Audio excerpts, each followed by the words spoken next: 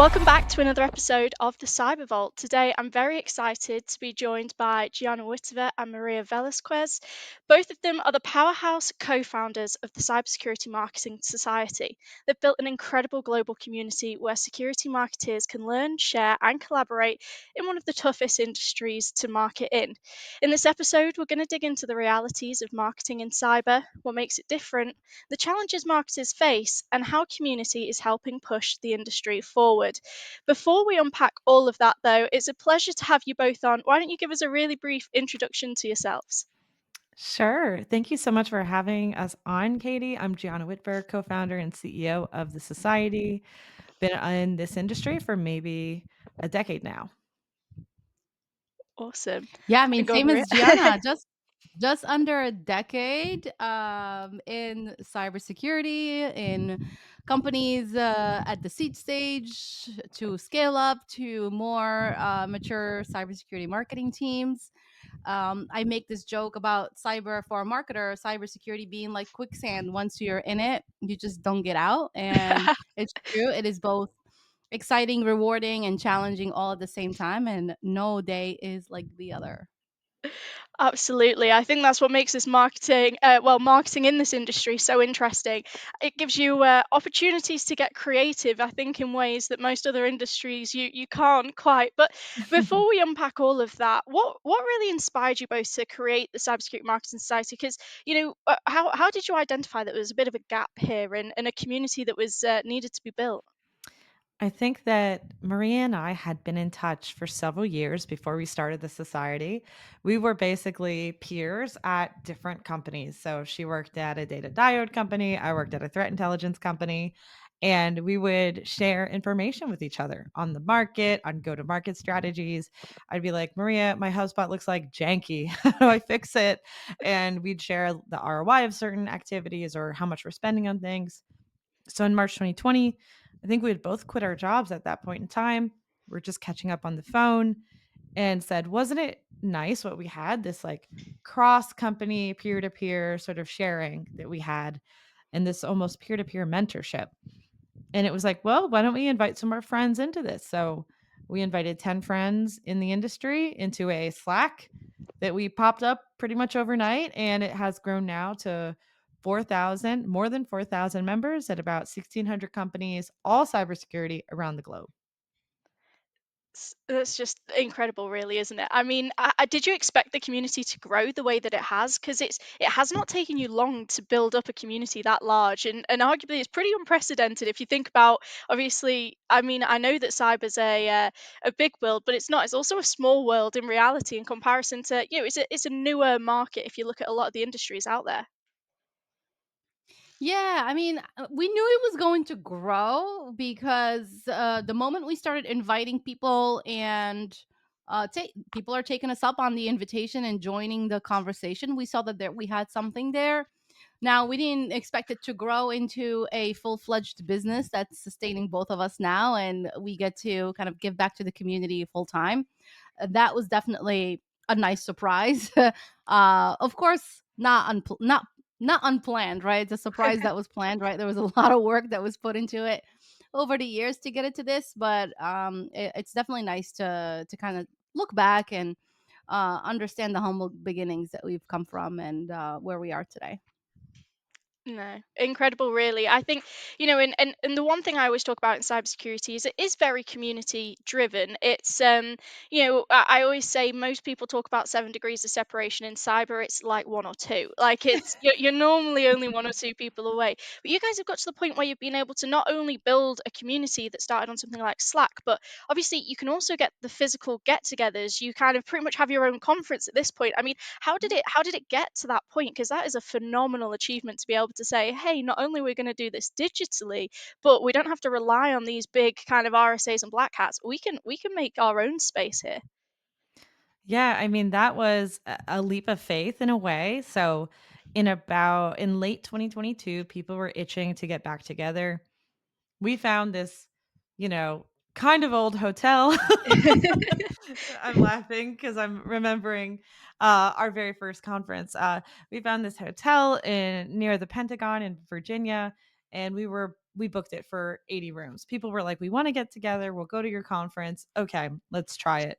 So we booked it for 80 people, and 218 people Oh came my days. to the first conference. So that is when we knew this quote unquote had legs, that we were providing something that people desperately needed.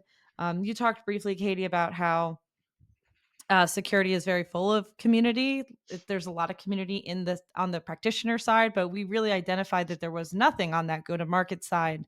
And in the early days, we build ourselves almost as an ISAC for marketers, and taking that leap from that digital to physical for our first conference, Cyber Marketing Con, really cemented in our minds, and I think the world's, that this was something that was super needed for the industry. And Maria, do you want to talk about a little bit about Cyber Marketing Con this year now? Yeah, so we're back in Austin. A Mhm. couple of years ago, we were in Austin and we had such a great time. And so we're so happy to be back. We have a few extra new tracks this year that we're introducing. One for the cyber sales teams. I think we're bringing back the CEO track one more time this year. From last year was our first time, and then also the CMO track is back for another year. And this is all based on feedback from the community of the things that they want to see at the conference. And we really do take the time to read the survey answers and apply a lot of what the community is asking for. But we figured let's kind of branch out to the adjacent teams within the go to market sphere, if you will, so that we can all kind of fix our problems together. Right, on one Thanksgiving table, if you will. So obviously, the marketing team works really hard and works quite a lot with the marketing team, and then the marketing teams, a lot of times they report directly to the founder or CEO. So there's definitely a lot of, I guess, growing to do together, and kind of aligning on what really doesn't work. Let's just leave that in the past, and what we should embrace in the future. And that brings us to our theme this year, which is marketing time machine. And Mhm. so holding on to the fundamentals of marketing that are tried and true and have always worked, but then also embracing the future and AI, and where does it stand, not only from a strategy perspective, but also operational excellence, and how do we just embrace it in a way that makes sense for us, especially in our industry. Awesome. And sorry, what a cool thing to name it as well. That's so clever. Who came up with that title? Was that a joint effort or I one of don't you even like, I've know. got it? I think it came organically. I think it leaped out of our brains like Hera leaping from That's Zeus. It's like I don't even know. that's Yeah, brilliant. I I'm don't there and I'm remember. thinking, oh, so much. You must have been brainstorming spiderweb on the whiteboard, and you're like, no, no, it just came to us in a dream. Like, so you know Yeah, you were that's made for usually it. how the most creative campaigns are born. It's just like one person saying, "What if?" and everybody's like, "Yep, okay, let's run with it." I will also say that our, cyber a lot of our naming is kind of literal. So like our community is the Cybersecurity Marketing Society, which is like the longest URL in the world, but very literal. Like you get Yeah. what it is. Yeah. Cyber Marketing Con hopefully conveys people, hopefully people can pick Yeah. up sort of what we're putting down there right Well, away. yeah, you hope that they know. No, for sure. And I suppose to kind of break into that, and I love what you mentioned there as well, by the way, because I think it's so easy to forget that marketing is a critical part of the go-to-market strategy. But to really excel, you have to have good marketing, but you have to have good sales strategy, and you have to have, kind of everybody needs to work together. It's not a one team can make someone succeed. You have to kind of, Mhm. I suppose, all strategize. So it's great that you're creating a platform for kind of everybody to jump into. Um, I suppose to kind of get into a little bit more of the day to day and kind of what you're really talking about at these, at any of the events and stuff you do, because cyber is renowned for being one of the noisiest industries. What do you think makes marketing here so different from like SaaS and tech and other subjects in general? I would say the sales cycle, and the deal sizes. If you're selling another SaaS tool, it could be, a couple $1,000s a year to maybe 30 tops. In cybersecurity, you're seeing an average deal of 500K, couple of million a year with a sales cycle of at least 9, 12 months. And so imagine what your campaigns would look like, if you're providing air cover to a sales team that's handling and closing those types of deals. And then on the flip side, because the deals are much bigger and the deals are more complex, you're looking at a complex buying committee too, and so multiple job titles from different teams, finance to engineering to cybersecurity itself to the business side. All of those people kind of need to be convinced that your product and solution is what you need. And so, from a marketing perspective, strategy, audience targeting, content, everything needs to kind of make sense for all of those people. So, Yeah, big buying teams. And then from that cyber perspective, and you know this, Katie, security practitioners are rightfully so very skeptical of claims, of outreach, of everything, of getting an email, of getting a phone call, right? Security teams are working to protect the business and they don't want to be interrupted by sales. They don't want to be talked down to. And they want to know that who they're dealing with is reputable and Yeah. understands their problems, right? Trust is a big part of our ecosystem and of our industry, and I think it's more of that than in selling like, you know, like a project management tool or something like that. Yeah. No, I completely get where you're coming from that, because I think it's so easy to forget that obviously you're selling to people that are kind of also in a case, well, firstly they're overwhelmed with the amount of people selling them a product that's going to change the world, but also the fact that it's like, okay, like how do we know you're legitimate? Because actually, especially with the adoption of new technologies, everything they look at is almost like a threat vector at this point. It's definitely a challenge. I mean, do you you what when you're looking at startups and scale ups, because they're probably, the businesses that are, we're seeing some real kind of, standout businesses when their marketing is just, you know who they are because you see the logo or you see something that's associated with them, and you just know, you've got that direct association. I mean, would you say there's any key mistakes that you guys often see when it comes to kind of like trying out marketing and security, where people maybe are, I don't know, just throwing cash at things randomly, or maybe kind of just not going in the right direction? I'll let you take this one first. I think I'll preface this by saying cybersecurity marketing teams are trying really hard. They're operating in a very difficult industry, and majority of marketers in cyber are mission driven, similar to security practitioners, right? You have to be to be in this industry because you could just go work at Asana and make the same money and be happy and have way less stress. But so to work at a security company, a lot of times the marketer is like believes, like truly believes in the product, the solution, the service, and is trying to be part of the the mission to keep the world a safer place. Like honestly, but you know, everyone makes mistakes, everyone makes mishaps. So I think that a mishap could be not understanding your buyer, and I think that's really easy to do as a marketer who has not pen tested anything or hasn't been on a blue team or anything like that. Like it's very difficult to understand what the day-to-day life is of someone that you're trying to market to, that your solution, you know, theoretically or you believe helps them solve a problem, but if you don't truly understand what it's like, if you haven't spoken to your customer or your prospective customer, if you don't read what they're reading, if you don't look into what they're doing and put your feet into their shoes, it'll be a challenge to resonate well, and then you'll be defaulting to like quote unquote buzzwords or stuff that, you know, might might sound good but just doesn't resonate or doesn't explain what your product does. Yeah. Yeah, absolutely. I think there's a lot of mishaps too from an events and activations perspective, what we've seen over the years. And I always have a big place in my heart for the teams that are, doing those things, whether they make a mistake or not. I know what it's like to be in their shoes, and a lot of times decisions are made in a vacuum, and there's very little resources. But we've seen some mishaps from an events perspective, and I think the audience listened. Sorry, the community listened, and I don't know if we're going to see the same thing next year from an events perspective and activation. I think we're maturing year over year, and we're starting to listen a little bit and just Mhm. come to the table with more quality content and events and experiences. Yeah, I would agree with Maria. You know, I will also add this is a nascent industry. This hasn't been around for hundreds and hundreds of years. Cyber is still relatively new, and as an industry, we're all still learning and figuring out what works, which is what makes it so exciting to work here. 100%, especially the fact that the technology is so quickly evolving as well. I think that Yeah. that's is one of those that you kind of, there's constant momentum.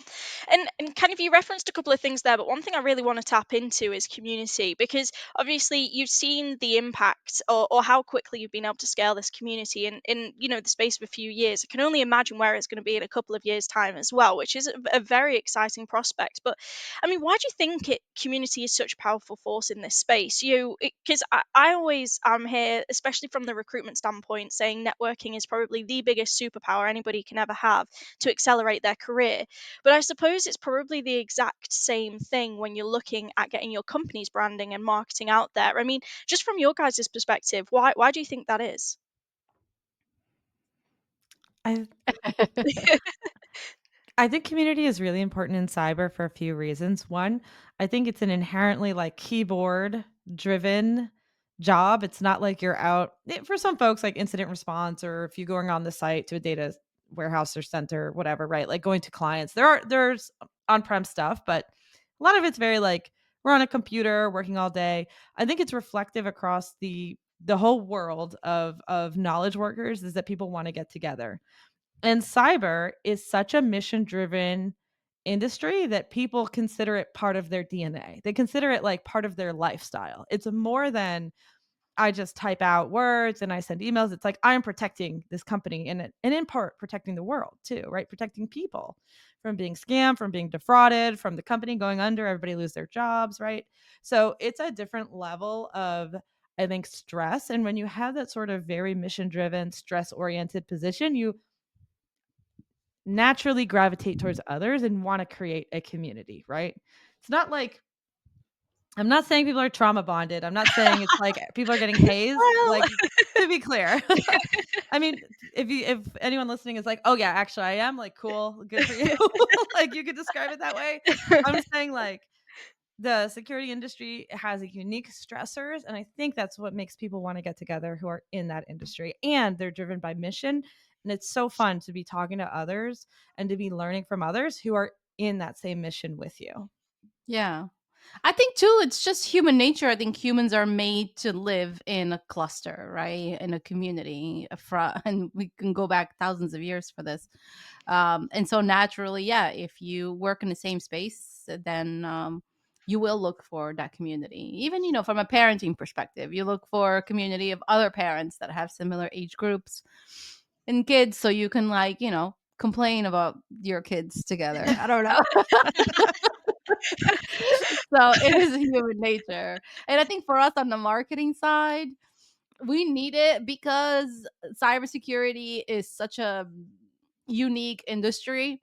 Everything about it is different when you compare it to B2B and tech.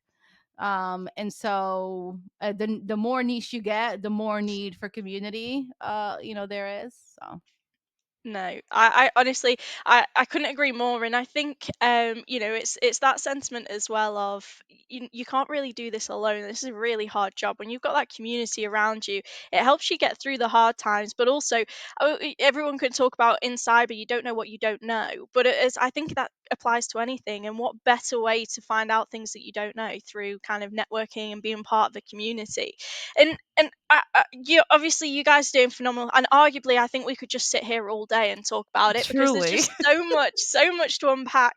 But obviously this is why the community exists. This is why you host kind of the events and the conference that you do. How can people get involved? If kind of anybody's tuning into this today and being like, what Yeah. what do you mean I've not been part of this? Like what can they do? How can they reach out? How can they get to the events and the conference and so on? Oh, yeah. So for Cybersecurity Marketing Society, like I said, super long URL. Go to cybersecuritymarketingsociety.com. Join us if you're an in house marketer at a security product or services firm. We want you to join our 4,000 member strong community. Come talk to folks, come learn from each other, create that amazing peer group and peer mentorship that Maria and I had and still have, and grow your career together. And for anyone who wants to come to our conference in particular, our conference is at cybermarketingconference.com. You could also get it to it from the main conference. It'll be December 7th through 10th in Austin, Texas. So get your flight now. And also for folks who are not able to come to the conference in person, we have virtual tickets available. So you could get a virtual ticket and it'll be available live streaming and also for replay for a minimum of 1 year afterwards in case you need, you know, some time off in between the actual event and the and rewatching and re-downloading the goodness. I would say if you're able to make it to the conference, the networking is like bar none. Like we're gonna do a wrestling show, there's speed Oh, no networking, way. like we have a podcast recording studio on site that anyone can book.